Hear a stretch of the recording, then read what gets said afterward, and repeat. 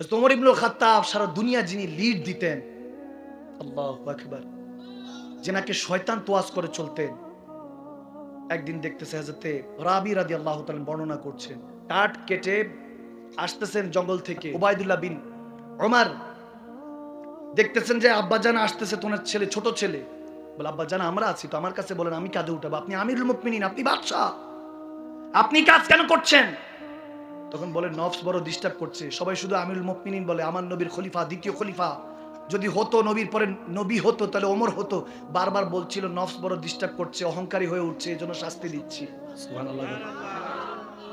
ওমর বলছেন নফস বড় ডিস্টার্ব দিচ্ছে, নফস বলতেছে তুমি অনেক বড় হয়ে গেছো, আল্লাহওয়ালা হয়ে গেছো। যখন এরকম করলো, এজন্য কাঠ কেটে কাঁধে উঠিয়েছি, না খেয়ে কাঠগুলি আমি জ্বালানির জন্য বাসায় নিয়ে যাচ্ছি। সুবহানাল্লাহ। ওমর ইবনুল খাত্তাব এভাবে নফসকে কন্ট্রোল করতেন। হায় হায়, একদিন খাতুন তেনার স্ত্রীর কাছে গিয়ে চোখের পানি ছেড়ে কাঁদছেন। তেনার স্ত্রী বলতেছেন, ইয়া আমিরুল মুমিনিন, কেন কাঁদছে, কেন কাঁদছে? এখানে একটা হাদিস মনে পড়লো, আরেকটা বুখারী শরীফের। ইরান থেকে বাদশা কিছু প্রজা পাঠালো, দেখো তো ওমরের কি অবস্থা, কি পাওয়ার, কি তার অবস্থানটা একটু দেখে আসো। আসলো কাফেলা, সাথে কিছু ইরানের রানী, সেও কিছু খাদেমা পাঠালো যে হযরত ওমরের স্ত্রীকে দেখো তো ঘরের কি পরিবেশ, তেনার ঘরটা কিভাবে চালায়। কারণ ঘর শান্তি তো দুনিয়া শান্তি। ঘরে গিয়ে যদি স্ত্রী বলে, ক্যাটকে কইছিলা, এতক্ষণ কইছিলা, এত দেরি, এটা কোনো কথা? তুমি তুমি করে কেন বলছেন, আপনি করে বলতে হবে। আওয়াজ দেয় না। আকর্ষণ 3 মাস থাকে, 4 মাস থাকে, 5 মাস থাকে, এরপর আকর্ষণ থাকে না। মোবাইল ফোন 20-25 দিন, যুবক ধরতে দেয় না, বন্ধু ধরিস না, এটা অনেক টাকার দাম, পড়ে গেলে শেষ। গাড়ি কিনলে মার্সিডিজ, বিএমডাব্লিউ, রোলস রয়েস, দামি দামি গাড়ি কিনলে, ইনফিনিটি, এখন বাইক কিনলে, ভালো ভালো রয়্যাল ইনফিনিটি, কত রকমের কত কিছু চলে আসছে, কিনলে ধরতে দেয় না, বসতে দেয় না। কিন্তু এগুলো 2-3 মাস, বিয়ের পর সংসার ধর্ম 4-5 মাস ভালো লাগে অনেকে। এখন তো এমন জেনারেশন 1 মাসও ভালো লাগে না, 1-1.5 মাস মাথায়, 40 দিন, 3 দিন, 1 সপ্তাহের মাথায় এখন তালাক হয়ে যায়, নাউজুবিল্লাহ। আকর্ষণ বান্দা অল্প কিছুদিন, তখন আর থাকে না। এরপরে সম্পর্ক টেনে নিতে হয় রেসপেক্ট দিয়ে, সম্মান দিয়ে, আদিনী করলে আদব, দিন প্রতিষ্ঠা আদবের উপর, সম্পর্ক টিকে থাকে আদব দিয়ে। বাবাকে সন্তানকে ওই সম্মান রাখতে হবে যে আমার সন্তান, কথায় কথায় বকা দেওয়া যাবে না, মাঝে মাঝে বুঝাতে হবে যে বাবা এটা করা যাবে না, সুন্দর করে বুঝাতে হবে। গুড ওয়ে আছে, রং ওয়ে আছে, গুড ওয়েতে বুঝালে বুঝবে না কেন, অবশ্যই বুঝবে। আর সবচেয়ে বড় যেটা প্রয়োজন সেটা হলো ওয়াকুনু মা সাদিকিন, ওলি আল্লাহদের সাথে সঙ্গ জ্ঞাপন করতে হবে, আল্লাহ ওয়ালাদের সাথে সঙ্গ জ্ঞাপন করতে হবে। একজন শায়েখ তরিকাতের কাছে গিয়ে বায়াত নিতে হবে, মুরিদ হতে হবে, ওনার স্টুডেন্ট হতে হবে, তার কাছ থেকে শিখতে হবে। কতজন আসে আমাদের কাছে, হুজুর দোয়া করেন, এটা ওটা ওটা আমি যাবি। বললাম কেউ একজন আসলো না, হুজুর আল্লাহ আল্লাহ রাসূলকে রাজি করবো কিভাবে, সে দোয়াটা করেন। সুবহানাল্লাহ। সবাই ক্ষণস্থায়ী দুনিয়ার জন্য আসে, চিরস্থায়ী আখিরাতের জন্য কেউ আসে না। আল্লাহ আসার তৌফিক দান করুন, শুধু বাল হাল বুঝানোর জন্য। হয়তো তোমার স্ত্রীর কি অবস্থা দেখে আসো। খাদেমারা আসলো, রানী, ইরানের রানী এসে দেখলেন। এখন হযরত ওমরের স্ত্রী আম্মাজান, তিনি খাতুন চিন্তা করলেন রানী পাঠিয়েছে, একটা ভালো পোশাক দিলেন, একটা খুশবুর বোতল দিলেন। আমার কথা বোঝা যাচ্ছে? হাদিসে মোবারকাত দুইটা বলে আমি ছেড়ে দিব, আর কষ্ট দিব না, অনেক রাত হয়ে গিয়েছে। তো যখন তিনি একটা পোশাক গিফট করলেন, যে একটা তোফা দিতে হয়, ভালোবাসা প্রকাশ করলে তোফা দিতে হয়, গিফট দিতে হয়, ঠিক না? দিলেন, এরপর নিয়ে চলে গেলেন। ইরানের রানী দেখলেন হযরত ওমরের ওয়াইফ বিবি, তিনি আমার জন্য তোফা পাঠিয়েছেন, স্বর্ণের গহনা টহনা যা আছে, কোটি কোটি, এখনকার কোটি কোটি টাকার পোশাক আশাক, আলিশান রেশমি কাপড়, তখনকার আলিশান পোশাকগুলি পাঠিয়ে দিলেন। যখন হযরত ওমরের কাছে আসলেন ওগুলো নিয়ে, হযরত ওমর বললেন এগুলো কার? বলে ইরানের রানী পাঠিয়েছে আপনার খাতুনের জন্য, আপনার স্ত্রীর জন্য। তো বলতেছে আচ্ছা আচ্ছা, নিয়ে আসলেন। বলে নিয়ে আসো। উসুলওয়ালা ছিলেন অনেক হযরত ওমর, ওমরের কাছে কোনো ছাড় নাই। আওয়াজ দেয় না, ঠিক না? মুমিন ছিলেন, সত্যবাদী ছিলেন, ভয়ঙ্কর ছিলেন। যারা সত্যবাদী হয় ভয় পায়, মুনাফিক একটু ভিতরে মুনাফিকি থাকলে ভয় পায়, আর যদি মুমিন হয় আদব করে, সম্মান করে, যে আল্লাহ ওয়ালা, বেয়াদবি করা যাবে না, বেয়াদবি করলে ধ্বংসই হোকাল পরকাল, ঠিক না? আদিনী কুল্লে আদব, দিন প্রতিষ্ঠা আদবের উপর, এই জন্য আদব রেসপেক্ট প্রাপ্ত হয়। যেটা বলছিলাম, সমস্ত ওইগুলো আইনেন, তফাই না, ওনার খাতুনকে বলছে, তা খাতুন এগুলো তোমার জন্য তোমার ইরানের রানী পাঠিয়েছে। কেন পাঠিয়েছে? বলো হ্যাঁ, আমি তো আসলে ওই ওনার খাদেমার এসেছিল, আমি একটা কাপড়, তারপরে একটা খুশবু দিয়েছিলাম, একটা ভদ্রতা আর কি, একটা তফা দিয়েছি, এসেছে যেহেতু দিয়ে দিয়েছি তফা। তো ওনাকে বললেন যে আমি হযরত ওমরের স্ত্রী, এটা পাঠিয়েছে, তো খুশি হয়ে এত কিছু পাঠিয়ে দিয়েছে। হযরত ওমর বলে তুমি আবার কবে থেকে আরেকজনের সাথে রিশতেদারি করছো? বলে তুমি কবে থেকে আবার? মানুষকে খুশি করা শুরু করেছো। তোমাকে এটা কি শিখেছে? আমি এগুলো শিখেছি। ওই বাদশা ওই রানীর সাথে সুসম্পর্ক রেখে লাভ কি? যিনি আমার কবরও যাবে না, হাসরে কোনো কাজে আসবে না। আওয়াজ দেন ঠিক না? বান্দাকে খুশি করা যাবে না, আমাদেরকে খুশি করতে হবে আমার মুস্তাফা জানের রহমত এবং আল্লাহকে। বলে হ্যাঁ ওটা তো ঠিক আছে, বলে এগুলো সব এত কিছু বুঝি না, এত বাহানা চলবে না, এগুলো সব বলো যে আমি বাইতুল মালে দিয়ে দিয়েছি। বলে মানি না মানি আপনি বলতেছেন, এখন তো দিতে এমনি হবে। মা বোনরা তো একটু এরকমই, ঠিক কিনা? মর্জির বাইরে গেলে বলে ঠিক আছে, এখন রাগি হলে বলে ঠিক আছে মানলাম আর কি। আমার বিবি সাহেব আতে না কেউ মাঝে মাঝে দেখা যায় একটু চাইলে আমি বললাম 3 মাস আগে দিছি তো এখন কেন চাচ্ছেন? 3 মাস আগে দিয়েছেন। আমি বললাম মনে আছে ওই হাদিস? ও আচ্ছা আচ্ছা ঠিক আছে ঠিক আছে, কি আর করার, জানে মেজাজি মানুষ। ঘরের মধ্যে আমি একটু রাগটা বেশি রাখি, আপনদের সাথে রাগটা বেশি চলে, কারণ আপনরা বুঝবে। পরদের সাথে সবসময় মন খুলে কথা বলি, হৃদয় খুলে কথা বলি, নরম তবিয়াতে কথা বলি, যাতে কারণ পরটাকেও আপন বানাতে হবে, আপনটাকেও বাঁচাতে হবে, পরটাকেও বাঁচাতে হবে, ঠিক না ভাইয়েরা? আমার কষ্ট হচ্ছে। দিয়ে দিলেন, বাইতুল মালে দিয়ে দিলেন। একটা মিষ্টি খেতে চেয়েছে হযরত ওমর এসেছে ওনার কাছে, তখন আমিরুল মুমিনিন তিনি পুরো জাহান লিড করেন, ওমর ইবনুল খাত্তাব। কোথাও যাওয়া লাগে না, নাম শুনলেই থরথর করে মুনাফিকরা কাঁপে। সুবহানাল্লাহ। একটা মিষ্টি খেতে চেয়েছেন, ওনার স্ত্রী বলে দিব, কিনছি 1 মাস 2 মাস 3 মাস 8 মাস চলে গিয়েছে, কিনে দেয় না। টাকা হচ্ছে না, বেতন হচ্ছে না, যেটা আসে আল্লাহ রাসূল পক্ষ থেকে হচ্ছে না।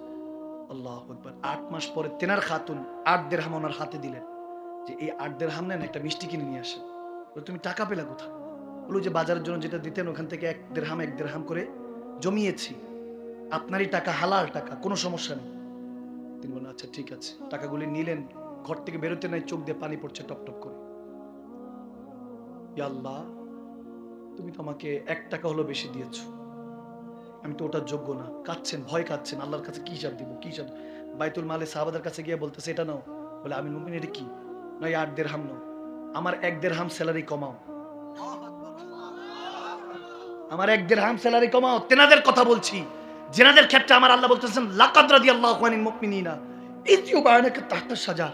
আবু বকর, আমি আপনার উপর রাজি। আর এই জন্য আবু বকর রাদিয়াল্লাহু তাআলা, হযরত ওমর রাদিয়াল্লাহু তাআলা, আল্লাহ বলতেছে আমি রাজি তেনাদের উপরে, কারণ তেনারা আল্লাহকে রাজি করার জন্য সমস্ত কিছু করেছে। আল্লাহর রেজামন্দি তালাশ করতেন, এখন আমরা বান্দার রেজামন্দি তালাশ করি। এই জন্য বান্দা আপনাকে কেউ স্মরণও করবে না, খোদার ইজ্জতের কসম। আপনি মরে যান। আরে আজকে দেখছি একজন কাঠ মিস্ত্রি, আজ থেকে হয়তো 200 বছর আগে নবীর শানে গোস্তাকি হয়েছে। একটা কাঠ মিস্ত্রি যুবক ছেলে, সে ওই গোস্তাকে রাসূলের গর্দান উড়িয়ে দিয়েছে। সেই রঙ্গিলা মোহাম্মদ লেখে নাউজুবিল্লাহ একটা বই লিখেছিল, তার গর্দান উড়িয়ে দিয়েছে ওই মুসলমান, ওই কাঠ মিস্ত্রি যুবকটা। তাকে কাঠ ঘরে দাঁড়ানোর পরে উকিলরা বলেছে, বলো যে আমার মাথা ঠিক ছিল না, তাহলে জজ সাহেব ক্ষমা করে দিবে। বলে না, আমার মাথা ঠিক ছিল, আকল ঠিক ছিল, আমি বুঝে শুনে তাকে ঠান্ডা মাথায় কতল করেছি। আমার নবীর সামনে যে গোস্তাকি করবে তার বেঁচে থাকার অধিকার নাই, তার গর্দান উড়িয়ে দাও, ঠিক না? ফাঁসিতে ঝুলে গিয়েছেন। আল্লাহু আকবার। ফাঁসিতে ঝুলে গিয়েছেন, কোনো এলেম কালামও ছিল না। জামানা 200 বছর 150 বছর কেটে গিয়েছে, এখনো আশেকরা তার জন্য দোয়া করে। দোয়া তার জন্য, জান্নাতের জন্য করে না। তিনি তো জান্নাতি, আমার নবীর জন্য জীবন দিয়ে দিয়েছেন আল্লাহ সন্তুষ্টির জন্য। দোয়া করে যে আল্লাহ তেনার উসিলা আমাদেরকে মাফ করো। হযরত ওমর ইবনুল খাত্তাব রাদিয়াল্লাহু তাআলা, সেই ওমরের কথা বলছি আমি। দিয়ে দিল 1 টাকা কমা, আমার খাতুনে এই মিষ্টির জন্য কিনে পাঠিয়েছে, আমি 1 টাকা বেশি নিচ্ছি, আমার আল্লাহ রাসূলের গোলামি করে কমিয়েছেন। ভাইরা আমার, সেই ওমর তেনার স্ত্রীর সামনে কাঁদছেন।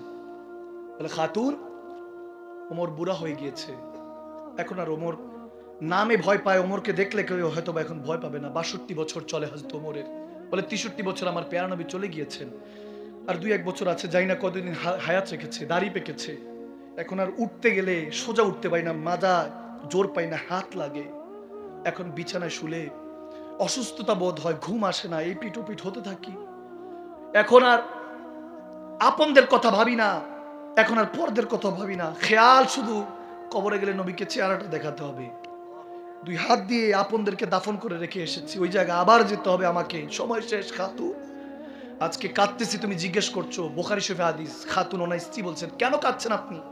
বলে কাঁদছি, মসজিদে নববী থেকে যখন বেরোচ্ছি সব সাহাবারা বলছে ওই দেখো ওমর ইবনুল খাত্তাব হেঁটে যায়, আমার নবীর সিংহ, আমার আল্লাহর যোদ্ধা, মুমিনদের ইমাম।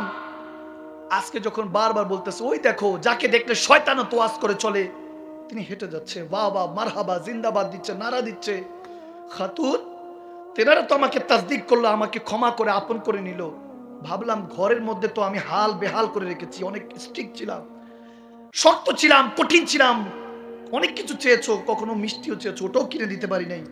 ভেবেছি এটার আজার দুনিয়া থেকে আলে না, দুনিয়া থেকে কি নিবো, আমরা তো আল্লাহ রাসূল থেকে নিব।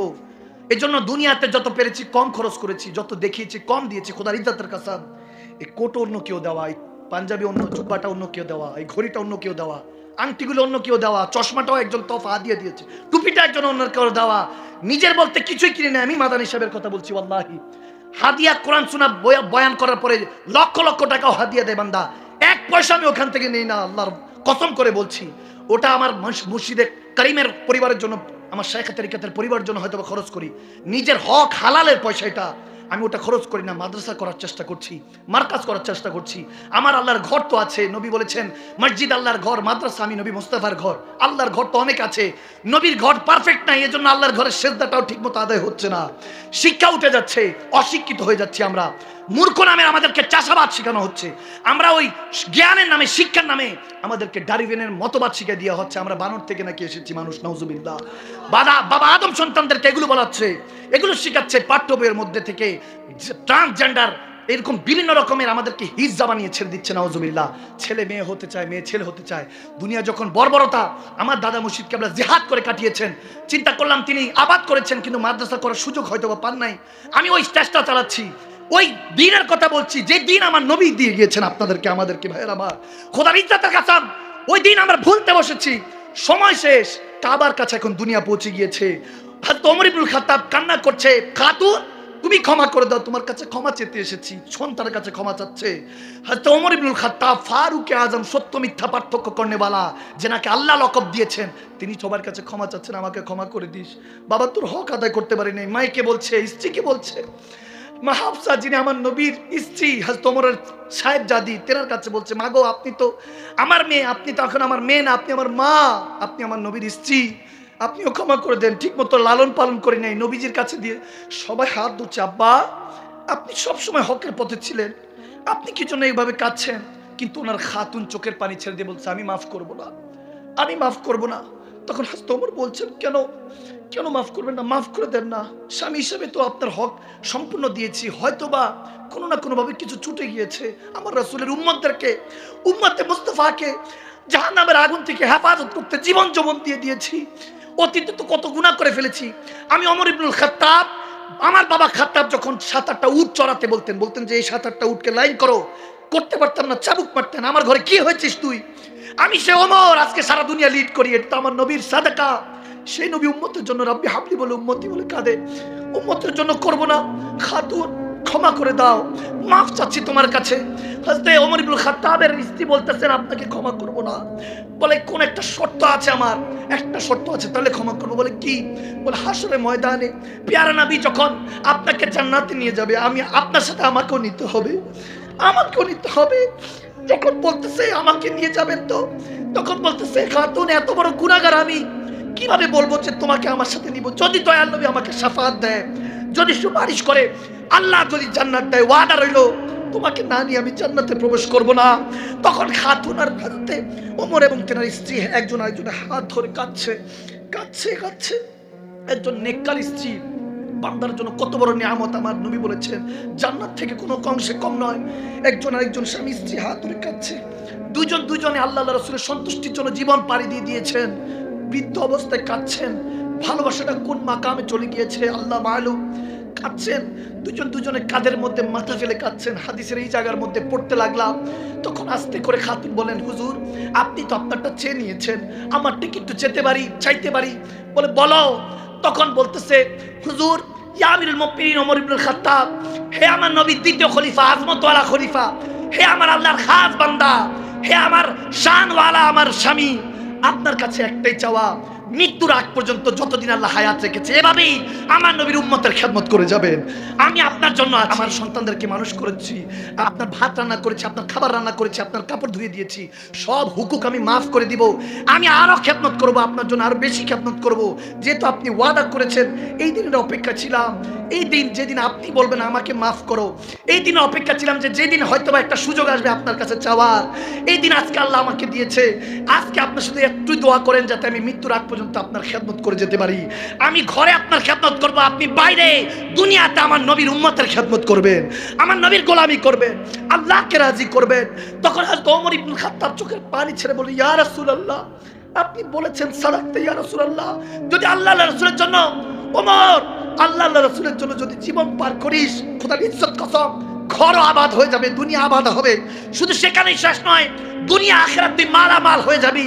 সাদাকতা ইয়া রাসূলুল্লাহ, আপনি সত্যই বলছিলেন। আর সেই নবীর উম্মত আমরা একজন আরেকজনকে কাটি, বকি, এটা করি সেটা করি। ভাইরা আমার, সময় শেষ, সময় শেষ। দুনিয়াদারিতে আমরা সময় শেষ করে ফেলেছি, আমাদের জামানা শেষ হতে চলেছে। আমি জানি না এই জায়গায় আর কখনো আসা হবে কিনা, আমি জানি না আপনাদের সাথে আর মোলাকাত হবে কিনা। প্রত্যেক দিন গাড়ি দিয়ে যাই, বাস দেখি, চলে গেল, আর জীবনে আর দেখা হবে না, কারোর সাথে কারো দেখা হবে না, কারোর সাথে কোনো সম্পর্ক নাই। কিন্তু খোদার ইজ্জতের কসম, আপনার আর আমাদের এই সবার সম্পর্ক একটা জাতে পাকের সাথে, যিনি লামাকানি আল্লাহর সাথে দেখা করেছেন, সেই নবীর হয়ে যান। আমি চাই যতদিন হায়াত আছে খেদমত করব, জানি না কোন দিন চলে যাই, তারপর তো চলে যেতে হবে। যারা আসেছি তো যাওয়ার জন্য, থাকার জন্য না। চলে যাব কিন্তু জান্নাতে একসাথে থাকতে চাই, নবীর কদমে আল্লাহর জান্নাতে থাকতে চাই, যেখানে আহলে বায়াত থাকবে। আমাদের শায়খ তরিকাতটা, যেই শাহজালাল ইয়ামানি, শাহপরান ইয়ামানি পরিবার ছেড়ে দুনিয়াতে এসেছেন, তিনাদের সাথে থাকতে চাই। আরে সেই নাসিরউদ্দিন সিপাহসালা, যিনি ছোট্ট বাচ্চাকে সারাতের জাম পান করে দিয়েছেন, তেনার সাথে থাকতে চাই। সেই ইমামে হাসান হুসাইন আওলাদদের সাথে, যেনারা কারবালার ময়দানে তীর খেয়েছেন আপনার আমার জন্য, তেনাদের সাথে থাকতে চাই। আর স্যাক্রিফাইস যারা করেছে তারা দামি, যারা দুনিয়া করেছে তারাই তো বরবাদ হয়ে গিয়েছে। আজ পর্যন্ত ফেরাউন, নমরুদ, আর কতজন আসলো গেল, সাদ্দাত জান্নাত বানিয়েছে, থাকতে পারে নাই।